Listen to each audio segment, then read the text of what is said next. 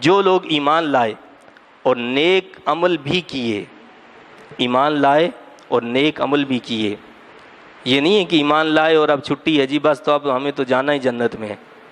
ٹھیک ہے، جو دائرہ اسلام میں داخل ہو گیا یہ ایمان اس کو دائمی طور پر جہنم میں نہیں رہنے دے گا، بالآخر وہ جہنم سے نکلے گا۔ لیکن اگر کوئی جہنم کے عذاب سے بچنا چاہتا ہے تو اس کے لیے کیا ہے؟ آمنوا وعملوا الصالحات، ایمان اور عمل صالح ضروری ہے۔ اور جہنم کا سب سے کم ترین عذاب پتہ ہے آپ کو کیا ہے؟ حدیث شریف میں آتا ہے کہ سب سے کم ترین عذاب جو جہنم میں ہوگا وہ کیا ہوگا کہ پاؤں کی ایڑیوں کے نیچے اس کو آگ سلگائی جائے گی جس سے اس کا سر ابلنے لگے گا۔ یہ کم ترین سزا جہنم کی، اللہ اس سے ہمیں محفوظ رکھے بچائے۔ یہ کم ترین سزا کہ وہ ایڑیوں کے نیچے لگائی جائے گی جس سے سر ابلنے لگے گا۔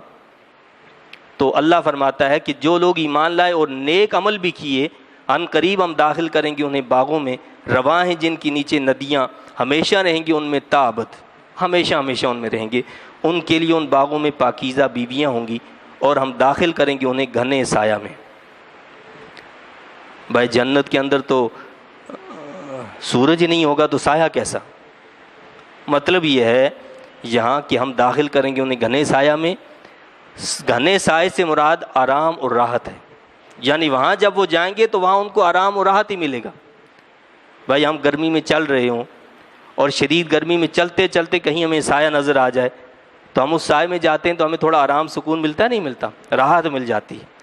تو یہاں اللہ نے یہی بتایا ہے کہ جنت میں کیا ہوگا؟ راحت ہوگی، آرام ہوگا، سکون ہوگا، جس کی تلاش میں ہم گھومتے پھرتے ہیں۔ آج ساری دنیا کس تلاش میں کہ ہمیں راحت مل جائے، سکون مل جائے، لیکن جہاں یہ راحت اور سکون ملتا ہے اس کی طرف نہیں دوڑتے ہر اس چیز کی طرف ہیں جو انسان کو مزید بے سکون کر دے، جو اس کو پریشان کر دے۔ ہم سمجھتے ہیں کہ مال آ جائے گا، دولت آ جائے گی، پیسہ آ جائے گا، محل مل جائے گا، وزارت مل جائے گی، یہ ہو جائے گا تو بس آرام ہی آرام۔ آرام نہیں ہے، پھر تو اور عذاب ہے، پھر اور زیادہ تکلیف ہے، پھر اور زیادہ مشکلات ہیں۔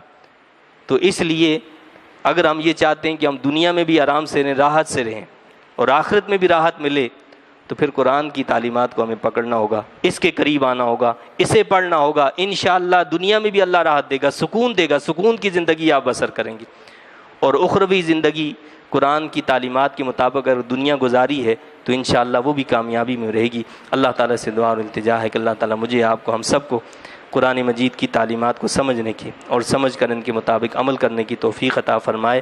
آمین۔ وآخر دعوانا ان الحمد للہ رب العالمین۔